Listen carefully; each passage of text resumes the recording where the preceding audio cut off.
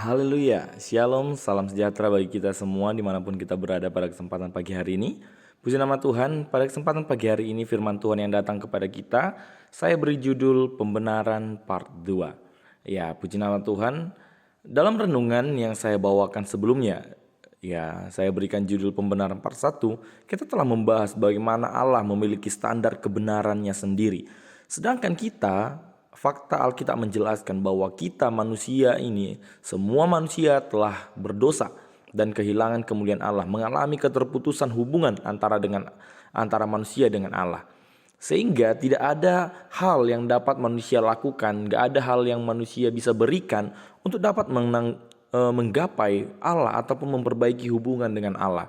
Sehingga Alkitab menjelaskan dengan begitu jelas bahwa oleh karena kasih karunia, akhirnya kita dibenarkan melalui apa? Melalui pengorbanan Yesus Kristus di kayu salib. Sehingga tidak ada satu hal pun, satu argumen pun yang dapat membantah Alkitab sehingga mengatakan bahwa ada keselamatan di luar Yesus ataupun ada perbuatan baik yang menghasilkan keselamatan. Ya, puji Tuhan. Lalu yang menjadi pembahasan kita pada kali ini terkait dengan pembenaran part 2, kita akan berbicara tentang apa yang menjadi hasil, ya.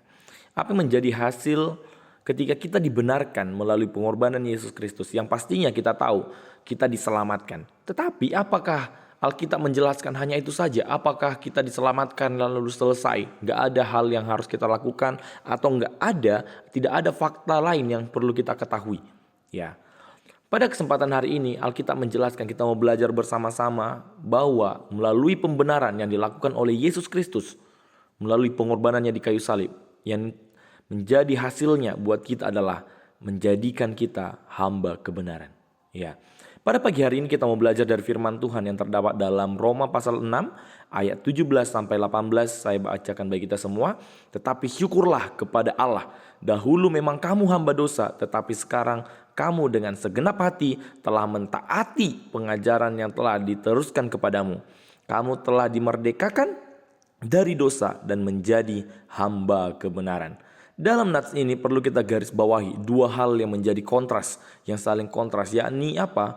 Hamba dosa dan hamba kebenaran. Hamba dosa, Alkitab menjelaskan dalam bahasa Yunani yang menggunakan doulos hamartia. Hamba, doulos, yang berarti hamba, budak, sosok yang tidak memiliki hak yang sepenuhnya terikat kepada tuannya. Ya. Dalam hal ini, hamartia, dosa sebagai subjek ataupun sebagai kepemilikan dari doulos ini, sebagai tuan dari doulos ini. Sehingga dalam hal ini menjelaskan apa? Bahwa dahulunya kita itu terikat, kita itu hamba dosa, miliknya dosa. Kita itu tak punya hak apapun, kita itu terikat sepenuhnya dalam dosa. Tetapi firman Tuhan juga menjelaskan, ketika kita dimerdekakan, kita dibenarkan, yang akhirnya membuat kita apa? Dahulunya kita adalah hamba dosa, tetapi kini kita hamba kebenaran. Doulos dikaiosune, ya. Menjadi hamba kebenaran. Hamba yang tidak memiliki hak, terikat penuh pada kebenaran. Dan kita perlu ketahui dalam konteks ini, kebenaran dikaiosune yang dijelaskan di sini pastinya adalah kebenaran yang memerlukan proses secara progres sampai akhirnya mencapai kepada kebenaran yang mutlak, yakni aletheia, kebenaran Allah. Ya, perlu kita ketahui ya, dalam hal ini dengan sangat jelas kita ketahui bahwa dahulunya kita adalah hamba dosa. Dalam bahasa Yunani dijelaskan bahwa ini menggunakan kasus genetif, yakni kepemilikan, yang dimana menunjukkan bahwa dahulu sebelum mengenal Yesus, sebelum percaya kepada Yesus, sebelum kita dibenarkan, kita adalah miliknya dosa. Dan kita pun hidup di dalam dosa. Dosa menjadi gaya hidup kita. Namun melalui pembenaran yang dilakukan oleh Yesus Kristus, akhirnya apa? Akhirnya kita yang tadinya adalah hamba dosa, kini menjadi hamba kebenaran ataupun milik dari kebenaran. Sehingga sebagai orang-orang percaya, sebagai orang-orang yang dibenarkan, yang seharusnya kita lakukan adalah melakukan apa yang menjadi tindakan kebenaran. Tindakan yang disampaikan oleh kebenaran firman Tuhan. Lalu yang menjadi pertanyaannya untuk kita semua pada kesempatan pagi hari ini, apa yang telah kita lakukan? Yang perlu kita tanyakan kepada diri kita, Apa yang selama ini telah kita lakukan dalam hidup kita? Apakah saya sudah melakukan dan menghidupi kebenaran dalam hidup saya? Atau selama ini saya hidup dalam kepura-puraan? Saya merasa sebagai seorang Kristen tetapi hidup saya masih ada dalam penghambaan dosa. Oleh karena itu Bapak Ibu Saudara terkasih dalam nama Tuhan Yesus Kristus, kita yang mengatakan diri sebagai orang percaya, apakah pada akhirnya kita telah menjadi Kristen? Yang benar-benar Kristen, orang percaya kepada Kristus, pengikut Kristus, dan bebas melakukan apapun dalam hidup kita? Nyatanya tidak. Melalui kebenaran firman Tuhan yang singkat pada pagi hari ini kita diingatkan bahwa kehidupan kita tidaklah sama seperti kehidupan kita yang dahulu yang menjadi hamba dosa.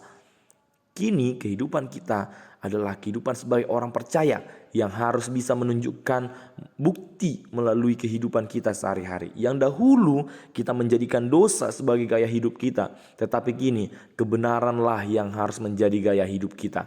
Ketika engkau mengatakan diri sebagai orang Kristen, tetapi gaya hidupmu menghidupi dosa, dosa menjadi lifestylemu, maka mari coba cek lagi, cross cek lagi. Tanyakan kepada diri sendiri, apakah sebenarnya saya ini sudah benar-benar percaya Yesus atau hanya pura-pura percaya. Oleh karena itu saudara-saudara, mari sebagai orang percaya, mari hidupi kebenaran, lakukan tindakan kebenaran. Karena apa? Karena saat ini ketika kita percaya, kita bukanlah lagi hamba dosa, tetapi kita adalah hamba-hamba kebenaran. Saya bukan doulos hamartia, tetapi kini saya dan kita semua adalah doulos dikaiosune. Puji nama Tuhan. Demikian renungan singkat kita pada pagi hari ini. Untuk mengakhirinya kita bersatu dalam doa. Segala pujian, syukur, hormat, kemuliaan hanya bagimu Tuhan Yesus Kristus. Terima kasih buat kebenaran firman Tuhan melalui renungan singkat pada pagi hari ini. Mengingatkan kembali kepada kami dalam hidup kami bahwa kami adalah manusia-manusia yang tadinya berdosa yang tidak layak. Yang dimana selayaknya kami mengalami kematian kekal. Namun karena perbuatan dan kasih karunia Tuhan terhadap kami membuat kami akhirnya dilayakkan kembali di hadapan Tuhan. Dan membuat kehidupan kami bukan hanya dilayakkan kembali Tuhan, tapi melalui pengorbananmu membuat kami menjadi hamba-hamba kebenaran. Kami tidak lagi menjadi hamba-hamba dosa yang menghidupi dosa dalam kehidupan kami, tapi kami mau menjadikan kebenaran firman Tuhan menjadi gaya hidup kami. Terima kasih Tuhan, terima kasih Allahku. Kami rindu untuk selalu mempergunakan hidup kami dengan baik, tidak menyia-nyiakan kehidupan kami selama kami ada di dunia ini. Kami mau menjadi berkat dan dengan gagah berani menyatakan apa yang menjadi Injil kebenaran firman Tuhan dimanapun kami berada. Terima kasih Tuhan, terima kasih Allahku. Jadikan kami jadi berkat dimanapun kami berada. Apapun yang kami lakukan, anak-anakmu ini lakukan Tuhan. Kami tidak menjadi berkat untuk kemuliaan nama Tuhan. Dan biarlah nama Tuhan yang dipermuliakan melalui setiap kehidupan kami dimanapun kami berada. Terima kasih Tuhan, terima kasih Allahku. Hanya di dalam nama Tuhan Yesus Kristus kami terima kebenaran firman-Mu. Haleluya, amin. Ya, puji nama Tuhan, tetap semangat, tetap sukacita, teruslah lakukan kebenaran dimanapun berada. Tuhan Yesus memberkati selalu. Salibku.